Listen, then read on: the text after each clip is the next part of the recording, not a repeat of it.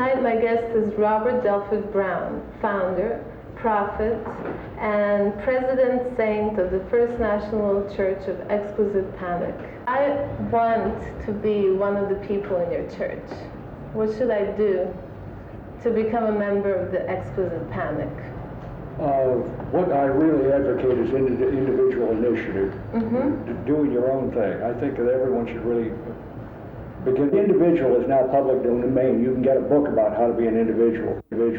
But the next step is to become a corporation. And the First National Church of the Exquisite Panic Incorporated is my institutional moniker. I see.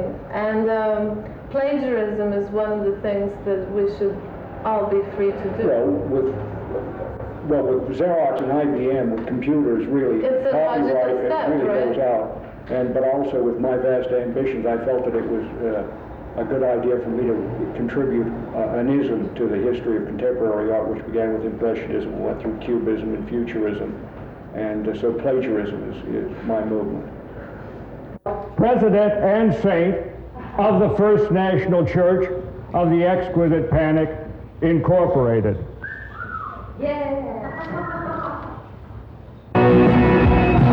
Religious background. I mean, were you deeply trained in some religion, or you just had a happy The term childhood? "verblunchen," which is Yiddish for total confusion, describes my religious background. My grandfather was a non-practicing Greek Orthodox Catholic. My grandmother was a practicing Roman Catholic. My father, a non-practicing Roman Catholic, and my mother was a Presbyterian, First Presbyterian, non-practicing. Which equals to confusion. But everyone was saying the same thing. I couldn't understand the conflict and the antagonism. This is, for me, the one true religion is all the religions that have existed, all the religions that do exist, and all of the religions that will exist in the future. So you think there's a deep connection between religion and materialism and eroticism in the world we perceive? Oh, but that was my press release. Yeah, Meat Show. I did that to get the press out, and and you got it, right? they all came. All of the Daily News covered me, Charles McCary, and all of the city inspectors were down in the meat locker at that time looking for the erotica. While I was installing the exhibition, there were as many as 8 uniformed police officers in there looking in the freezing room for something erotic. Well, I heard they actually found some pornography in your room. Well, that was later. That was later? I was trying to kick the bourgeoisie.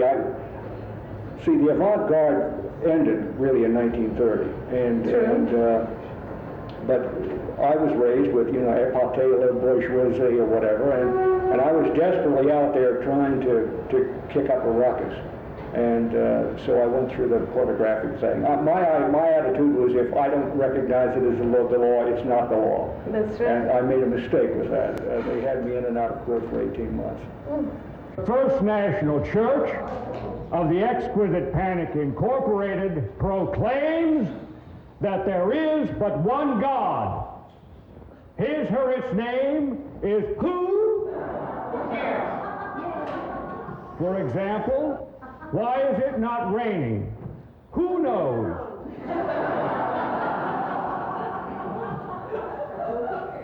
Life lightly. Did anybody ever die listening to your joke? No. Nodding and laughing or whatever you want to do.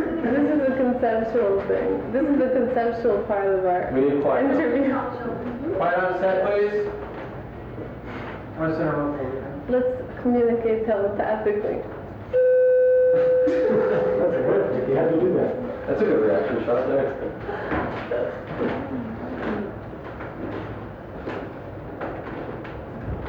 The First National Church of the Exquisite Panic Incorporated has one commandment: live.